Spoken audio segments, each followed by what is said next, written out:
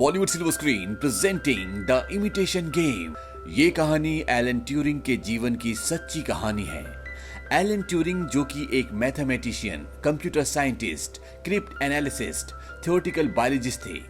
Alan Turing वो इंसान थे जिन्होंने बिना जंग में गए लाखों लोगों की जान बचाई और सेकेंड वर्ल्ड वॉर में एक अहम भूमिका निभाई। तो चलो अब मैं आपको पूरी कहानी सुनाता हूँ कि आखिर हुआ क्या था। ये कहानी शुरू होती है सन 1951 से, जहां पर यह दिखाया जाता है कि कोई पुलिस को फोन करता है और ये बताता है कि एलन ट्यूरिंग के घर में चोरी हुई है। लेकिन घर की हालत देखकर उन्हें ऐसा कुछ नहीं लगता जैसे वहां से कुछ चोरी हुआ हो। वहां पर एलन ट्यूरिंग भी होते हैं और पुलिस वाले उन्हें कहते हैं कि रात को आपकी पड़ोसियों का कॉल आया था और उन्होंने बताया कि यहाँ पर बहुत हंगामा हुआ। आप हमें बताइए यहाँ पर क्या चोरी हुआ है और हम उस इंसान को ढूंढ निकालेंगे। एलन ट्यूरिंग बोलते हैं कि मुझे नहीं लगता कि आप उसे ढूंढ सकते हैं। अगर वो आपकी आंखों के सामने भी आ जाए तब भी आप उसे नहीं ढूंढ पाएंगे। वो कहते हैं कि इससे अच्छा तो ये होगा कि तुम किसी सफाई वाले को भेज दो। पुलिस वाले वहां से चले जाते हैं, लेकिन उनमें से एक इंस्पेक्टर को ये लगता है कि एलन ट्यूरिंग कुछ छुपा रहे हैं। और इसके बाद पूरी कहानी चली जाती है फ्लैशबैक में और ये वक्त होता है सन 1939 का, वो वक्त जब जर्मनी की वजह से वर्ल्ड वॉर 2 शुरू हो चुका था और ब्रिटेन ने जर्मनी के खिलाफ जंग का ऐलान कर दिया था और इसीलिए उनके बहुत सारे खुफिया प्रोजेक्ट्स चल रहे होते हैं। अब एलन ट्यूरिंग ब्लेचली पार्क जाते हैं जहां पर सेना के आर्मी के कुछ प्रोजेक्ट्स चल रहे हैं और वहां पर वो कमांडर एलिस्टर डेनिस्टन से मिलता है।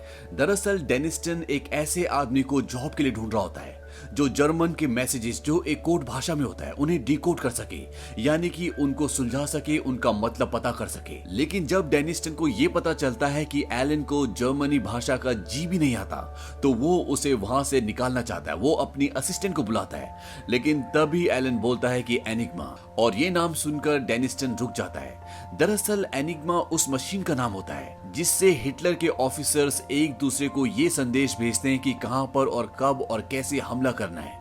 डेनिस्टन रुक जाता है और एलन डेनिस्टन को बोलता है कि जर्मन एनिग्मा मशीन से जो संदेश भेजते हैं वो एक पजल की तरह है और मुझे पजल सुलझाना पसंद है। डेनिस्टन कहते हैं कि इस पजल को सुलझाना नामुमकिन है, दुनिया का कोई भी देश इसे सुलझा नहीं पाया। एलन बोलता है कि ठीक है, मुझे सुलझाने दीजिए, सब कुछ पता चल जाएगा। और इसके बाद वो एलन को 5 लोगों से मिलवाते हैं। दरअसल ये पूरी एक टीम होती है जिसके साथ मिलकर एलन को काम करना है। यहाँ पर एनिग्मा मशीन भी होती है। डेनिस्टन बताते हैं कि इसी मशीन से जर्मन संदेश भेजते हैं और अगर हमें उनके संदेश को समझना है तो हमें इस मशीन को समझना पड़ेगा। वो बताते हैं कि जर्मन हर सुबह 6 बजे एक मैसेज, एक संदेश भेजते हैं और रात को 12 बजे तक वो इस मशीन की सेटिंग पूरी तरह से बदल देते हैं। यानी कि हर एक संदेश को समझने के लिए हमारे पास मात्र 18 घंटे होते हैं और अगर हमें उस संदेश को समझना है तो सबसे पहले हमें इस मशीन को समझना होगा। लेकिन ये सब इतना आसान नहीं था क्योंकि ये छोटी सी मशीन, इसकी सेटिंग्स लगभग 159 मिलियंस थी, जिसे समझना लगभग सभी के लिए असंभव था। अब वहां पर एक और ऑफिसर आता है, इसका नाम स्टुअर्ट होता है। वो बताता है कि इस मशीन के संदेशों की वजह से हमारे कई लोग, कई जवान मर चुके हैं। वो बताता है कि जब से मैं आपसे बात कर रहा हूँ ठीक इतनी देर में हमारे 4 लोग मारे जा चुके हैं। तो आप अंदाजा लगा सकते हो कि हम हर रोज इस मशीन के संदेशों की वजह से कितने लोगों को खोते हैं। अब ये उस मशीन के मैसेजेस को डिकोड करने का काम शुरू करते हैं और हिसाब लगाया जाता है कि अगर इस मशीन में 159 मिलियन सेटिंग्स हैं और अगर ये टीम हर एक सेटिंग को चेक करती है तो इसे डिकोड करने में 20 मिलियन ईयर्स लग जाएंगे। अब ये सब अपने अपने तरीके से काम करते हैं और इनमें से कुछ जर्मन संदेश को डिकोड भी कर लेते हैं और जब वो एलन को बताते हैं तो एलन बोलता है कि ये सिर्फ एक इत्तेफाक है। बंद घड़ी भी दिन में 2 बार सही टाइम बताती है और एलन ने सही कहा होता है, वो सिर्फ एक अंदाजा था। एलन कहता है कि मैं एक ऐसी मशीन बनाने जा रहा हूँ जो हर एक कोड को, हर एक संदेश को बिल्कुल सही बताएगी। एलन ट्यूरिंग के काम करने के तरीके से, उनके बोलने के तरीके से यहाँ पर उनके साथ के जितने भी लोग होते हैं वो उनसे खुश नहीं होते। उन्हें लगता है कि वो बहुत ज्यादा रूड हैं। अब एलन ने जो मशीन बनाने का नक्शा तैयार किया होता है उसके लिए उसे सामान की जरूरत होती है और जब वो उस सामान की डिमांड करता है तो उनकी यूनिट का जो हेड होता है जिसका नाम अलेक्जेंडर है वो उसके लिए मना कर देता है। इसके बाद वो डेनिस्टन के पास जाता है और वो उसे समझाता है कि एक मशीन को डिकोड करने के लिए हमें इंसानी दिमाग नहीं बल्कि एक मशीन की ही जरूरत होगी। क्योंकि एनिग्मा एक आम मशीन नहीं है, ये बहुत ही एडवांस्ड मशीन है। लेकिन डेनिस्टन भी उसके काम में इंटरेस्ट नहीं लेता और इसकी वजह एक ये भी होती है कि उसके साथ काम करने वाले सभी आदमियों ने उसकी शिकायत डेनिस्टन से की थी। अब जब एलन देखता है कि उसका काम यहाँ पर नहीं बन रहा, इसीलिए वो एक लेटर विंस्टन चर्चिल को लिखता है, जो सन 1940 से 1945 तक प्राइम मिनिस्टर भी थे। और जब चर्चिल एलन के लेटर को पढ़ते हैं, उसके मशीन बनाने के आइडिया को समझते हैं, तो न केवल वो उसे फंडिंग करते हैं बल्कि उसे इस प्रोजेक्ट का हेड भी बना देते हैं। और हेड बनने के बाद एलन 2 लोगों को निकाल देता है क्योंकि वो जानता है कि ये 2 इस प्रोजेक्ट में कुछ भी नहीं कर सकते। उसने 2 लोगों को निकाला है, इसीलिए उसे 2 लोगों को और हायर करना है, पर वो हायर अपने तरीके से करना चाहता है। वो न्यूज़पेपर में एक बहुत ही टफ क्रॉसवर्ड देता है और उसमें ये लिखता है कि जो इसे 10 मिनट में सुलझा लेगा उसे हमारे पास इंटरव्यू के लिए आना होगा। बहुत सारे कैंडिडेट्स वहां पर आते हैं और वहां पर इंटरव्यू में उन्हें एक और क्रॉसवर्ड दिया जाता है और कहा जाता है कि इसे आपको 6 मिनट्स के अंदर पूरा करना होगा। यहाँ पर 2 लोग होते हैं जो इसे 6 मिनट्स के अंदर पूरा कर लेते हैं। इन दोनों को ये भी बताया जाता है कि ये बहुत ही कॉन्फिडेंशियल काम है, यहाँ पर जो कुछ भी होगा इसके बारे में आप कभी भी किसी से भी कोई भी डिस्कशन नहीं करोगे। अब जिस दिन इनकी ज्वाइनिंग होती है, लड़का तो आ जाता है, लेकिन जो लड़की होती है जिसका नाम जॉन क्लार्क है, वो वहां पर नहीं आती।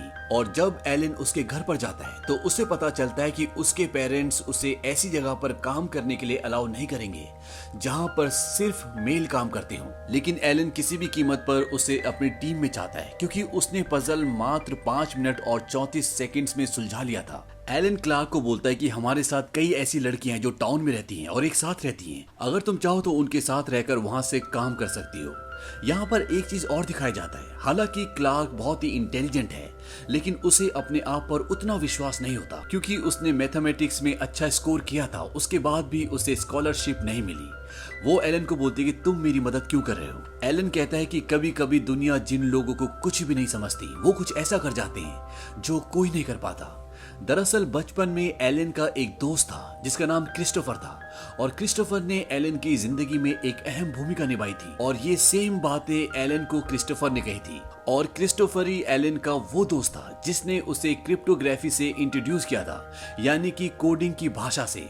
एलन को जहां पर स्कूल में सब बच्चे तंग करते थे, वहीं क्रिस्टोफर उसका बहुत ध्यान रखता था, उस पर बहुत विश्वास करता था, जिसकी वजह से एलन के दिल में उसके लिए फीलिंग्स भी डेवलप होना शुरू हो गई थी। वहीं अब ये दिखाया जाता है कि इनकी मशीन बनने में लगातार टाइम बढ़ता ही जा रहा होता है और हर रोज 18 घंटे के अंदर जो भी इन्हें कोड यानी कि छुपा हुआ मैसेज मिलता है वो 12 बजे के बाद पूरी तरह से खत्म हो जाता है, क्योंकि उस मैसेज में जो कुछ लिखा होता है उस काम को वो अंजाम दे चुके होते हैं और साथ ही मशीन्स की भी सेटिंग्स जर्मन पूरी तरह से बदल देते हैं। और एलन जिस मशीन को बना रहा है, अगर वो मशीन बन गई तो इनकी सारी प्रॉब्लम्स सॉल्व हो जाएंगी, क्योंकि वो मशीन अपने आप ही अपनी प्रोग्रामिंग चेंज करके हर रोज इनके सारे मैसेज को डिकोड करके इन्हें बता देगी कि जर्मन्स कब, कहां और क्या करने वाले हैं। एलन इस मशीन का नाम क्रिस्टोफर यानी कि अपने दोस्त के नाम पर रखता है। अब एक दिन एलन जब मिस क्लार्क के साथ रेस्टोरेंट में बैठा होता है तो वो उसे समझाती है कि तुम्हें अपनी टीम के साथ मिलकर काम करना चाहिए, वो तुम्हारी मदद नहीं करेंगे क्योंकि वो तुम्हें पसंद नहीं करते। और उसके समझाने के बाद एलन अगले दिन सबके लिए सेब लेकर जाता है। ये देखकर सब हैरान होते हैं क्योंकि वो कभी किसी से सीधे मुंह बात भी नहीं करता था और उसके इस बदलाव के बाद उसकी टीम उसका साथ देना शुरू कर देती है। और अलेक्जेंडर जो पहले इस टीम का हेड था, वो उसे एक पेपर देता है। उस पेपर में एलन ने जो मशीन बनाई है उसकी सेटिंग्स चेंज करने का तरीका होता है। वो कहता है कि मशीन के सेटिंग्स को इस तरह से चेंज करो, वो और भी जल्दी काम करना शुरू कर देगी। और एलन ऐसे ही करता है, मशीन चलना शुरू हो जाती है, लेकिन इसका कुछ भी आउटपुट नहीं निकलता, यानी कि वो मैसेज को डिकोड नहीं कर पाती। वहीं दूसरी तरफ हिटलर यानी कि जर्मन आर्मी ने चारों तरफ हाहाकार मचा रखा होता है, वो पूरे यूरोप में फैल चुकी होती है और यहाँ ये उन मैसेजेस को डिकोड करने में पूरी तरह से असफल होते हैं जो जर्मन आर्मी एक दूसरे को भेजती है। अब मंत्रालय एलन के पूरे प्रोजेक्ट से परेशान हो चुकी है क्योंकि वो उसे ऑलरेडी 85 लाख रुपए दे चुकी है और अभी तक उसका कोई भी रिजल्ट नहीं निकला। इसीलिए डेंस्टन एलन के पास आकर बोलता है कि तुम्हारी फंडिंग रोकी जाती है और तुम्हें इस काम से अब निकाला जाता है, यानी कि उसके प्रोजेक्ट को यहाँ पर बंद कर दिया गया है। डेंस्टन बोलता है कि एलन को यहाँ से बाहर निकाल दो।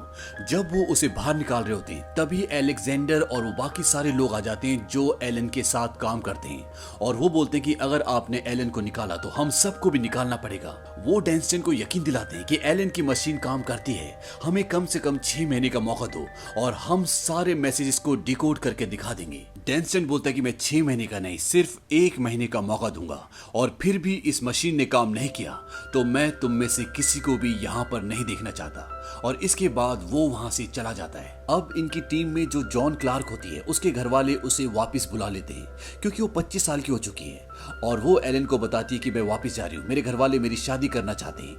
एलन उसे प्रपोज कर देता है, वो कहता है कि मैं तुमसे शादी करना चाहता हूँ। दरअसल वो नहीं चाहता कि जॉन क्लार्क वापस जाए और इसके बाद ये दोनों एक हो जाते हैं। और जब इनका रिसेप्शन होता है तो एलन अपने दोस्त यानी कि अपने साथ काम करने वाले कैन क्रॉस को बोलता है, क्या हो अगर मैं क्लार्क के साथ प्यार भरा बर्ताव ना कर पाऊं? वो कहता है क्योंकि तुम्हें मर्द पसंद है। और एलन इस बात को एक्सेप्ट करता है कि वो होमोसेक्सुअल है।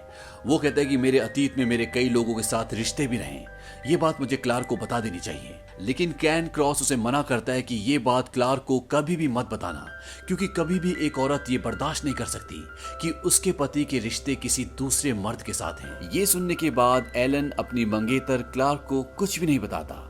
एक दिन जब एलन, क्लार्क और उसके सभी दोस्त एक बार में होते हैं तो वहां पे क्लार्क की एक दोस्त भी होती है जो उसी के साथ काम करती है। और जब ये आपस में बात करते हैं तभी क्लार्क की दोस्त मजाक में बोलती है कि मुझे शायद किसी से प्यार हो गया है और वो एक जर्मन है। दरअसल ये जर्मन रेडियो टावर से जो मैसेज भेजे जाते हैं उन पर नजर रखती है, उन्हें रिकॉर्ड करती है। वो बताती है कि शायद मुझे उससे प्यार हो गया है लेकिन उसकी कोई गर्लफ्रेंड है। एलन पूछता है कि तुम्हें क्यों लगता है कि उसकी कोई गर्लफ्रेंड है? वो बताती है क्योंकि वो हमेशा अपना मैसेज 5 लेटर्स के साथ ही शुरू करता है और वो है CILLY, इसीलिए मुझे लगा कि उसकी गर्लफ्रेंड का नाम सिली है। एलन कहता है कि प्यार ने जर्मन्स को मरवा दिया और वो वहां से भागता हुआ उस जगह जाता है जहां पर उसकी मशीन होती है। एलन अपने दोस्तों को बोलता है कि अगर क्रिस्टोफर को यानी कि मशीन को पहले से कुछ लेटर्स पता हो तो वो उन लेटर्स के हिसाब से अपने आप ही वर्ड्स बना सकता है जैसे क्रॉसवर्ड में होता है। अब रोज सुबह जो 6 बजे मैसेज भेजा जाता है उसमें एक तो आसमान यानी कि वेदर की रिपोर्ट होती है और उसमें यह भी लिखा होता है हिटलर की जय, यानी कि आसमान और हिटलर की जय में जितने भी वर्ड्स होते हैं वो इन्हें पहले से पता है कि कहां पर होंगे और वो उन वर्ड्स को मशीन में फीड कर देते हैं और मशीन चलाते हैं। और कुछ देर बाद मशीन चलने के बाद रुक जाती है और अब इनके पास सारे अल्फाबेट्स एक ऑर्डर में आ जाते हैं। जैसे किसी ने ए की जगह बी यूज किया है तो इन्हें पता है यहाँ पर बी का मतलब ए है। इसके बाद ये इस गुत्थी को सुलझाने के बाद उस जगह पर जाते हैं जहां पर एनिग्मा मशीन होती है और आज सुबह का जो मैसेज होता है ये इन वर्ड्स की मदद से उस मैसेज को डिकोड कर देते हैं और इन्हें ये पता चल जाता है कि आज सुबह का मैसेज क्या था। अपनी कामयाबी से ये सब के सब बहुत खुश होते हैं और जब अगले दिन सुबह का मैसेज आता है तो ये उसे भी डिकोड कर लेते हैं और इन्हें पता है कि जर्मन आज कहां पर हमला करने वाले हैं, वहां पर कई लोग हैं। और जब अलेक्जेंडर ये सारी की सारी बातें कमांडर डेनिस्टन को बताने वाला होता है तो उसे एलन बोलता है कि ऐसा मत करो। वो उसका टेलीफोन उठाकर फेंक देता है। अलेक्जेंडर उसे एक पंच मारता है क्योंकि वो इस हमले को रोकना चाहता है। वहां पर निर्दोष लोग हैं, आम लोग हैं। एलन बोलता है कि अगर हमने बात कमांडर डेनिस्टन को बताई तो वो ये हमला रोक देगा और जर्मन्स को, नाजीज को ये पता चल जाएगा कि हमारे पास उनके एनिग्मा का तोड़ है, यानी कि हम मशीन की भाषा जानते हैं और वो 1 हफ्ते के अंदर मशीन की सारी लैंग्वेज को, सारी प्रोग्रामिंग को चेंज कर देंगे और उसके बाद हम उनके मैसेजेस को डिकोड नहीं कर पाएंगे। हालांकि जहां पर हमला होने वाला है वहां पर इन्हीं की टीम में से एक लड़के का भाई भी होता है। वो कहता है कि हमें इस हमले को रोकना चाहिए, लेकिन एलन बोलता है कि नहीं, हम ऐसा नहीं कर सकते क्योंकि ये अपने देश के लिए काम कर रहे हैं और वहां पर आपसी जज्बातों की कोई वैल्यू नहीं है। और कुछ ही देर बाद उस जगह पर हमला होता है और वहां पर सब के सब मारे जाते हैं। इसके बाद एलन अपने एक ऑफिसर से मिलता है और उन्हें बताता है कि हमने सारे मैसेजेस को डिकोड करने का तरीका ढूंढ लिया है और हम सारे हमलों को नहीं रोक सकते। अगर हमने ऐसा किया तो जर्मन्स को पता चल जाएगा कि हमने एनिग्मा मशीन को डिकोड कर दिया है और वो उसकी पूरी लैंग्वेज को बदल देंगे। वो कहता है कि हम जिन भी हमलों को रोकेंगे उसके लिए आपको एक झूठी कहानी बनानी पड़ेगी और उस कहानी को आपको जर्मन्स तक पहुंचाना पड़ेगा ताकि उन्हें ये लगे कि हमें जो भी इंफॉर्मेशन मिलती है वो हमें दूसरे सोर्सेज के थ्रू मिलती है। उन्हें कभी इस बात का शक नहीं होना चाहिए कि हमने एनिग्मा मशीन का तोड़ बना लिया है। यहाँ तक कि इस बात का कमांडर डेनिस्टन को भी पता नहीं चलना चाहिए और आगे ये लोग इसी तरह से काम करते हैं। अब जब ये काम कर रहे होते हैं तभी एलन को पता चल जाता है कि उनकी टीम में जो कैन क्रॉस है, जिसे ये पता है कि एलन एक होमोसेक्सुअल है, वो दरअसल जर्मन्स का एक जासूस है। वो उनको इन्फॉर्मेशन पहुंचाता है और वो ये बात कमांडर डेनिसन को बताना चाहता है। लेकिन कैन क्रॉस बोलता है कि अगर तुमने ये बात डेनिसन को बताई तो मैं भी तुम्हारी होमोसेक्सुअल वाली बात बता दूंगा। और ये वो वक्त होता है जब होमोसेक्सुअल होना एक बहुत बड़ा अपराध है, जिसके लिए एलन को सजा भी हो सकती है। एलन जब ये बात स्टूवर्ट को, जो कि इनका चीफ होता है, उसे बताता है तो वो कहता है कि हमें ये सब पहले से पता था। और कैन क्रॉस जो भी मैसेजेस जर्मन तक पहुंचाता है वो सब प्लांटेड थे, उससे हमें फायदा ही होता था क्योंकि उसके अंदर तुम्हारी जैसी समझ नहीं है। अब एलन अपनी मंगेतर क्लार्क को बोलता है कि तुम्हें यहाँ से चले जाना चाहिए, यहाँ पर खतरा है, तुम अपने मम्मी पापा के घर चले जाओ। लेकिन वो जाने से मना करती है। वो कहती है मैं तुम्हारे साथ रहना चाहती हूँ, मैं तुमसे प्यार करती हूँ। एलन उसे बताता है कि मैं होमोसेक्सुअल हूँ। वो कहती है कि मुझे शक था, लेकिन फिर भी मैं तुम्हारे साथ रहना चाहूंगी क्योंकि मुझे तुम्हारी परवाह है। लेकिन एलन कहता है कि मैं तुमसे प्यार नहीं करता, मैंने तुमसे एंगेजमेंट इसलिए की ताकि तुम यहाँ पर रुककर हमारी मदद कर सको। इस बात से उसे बहुत दुख होता है और वो एलन को एक थप्पड़ मारती है और कहती है कि तुम्हारे बारे में दूसरे लोग जो भी कहते हैं वो सब कुछ सच है, तुम सच में एक घमंडी हो। और वो वहां से चली जाती है। और अगले 2 सालों तक एलन उन मैसेजेस को डिकोड करता है जो जर्मन्स अपने सैनिकों को हमला करने के लिए भेजते थे।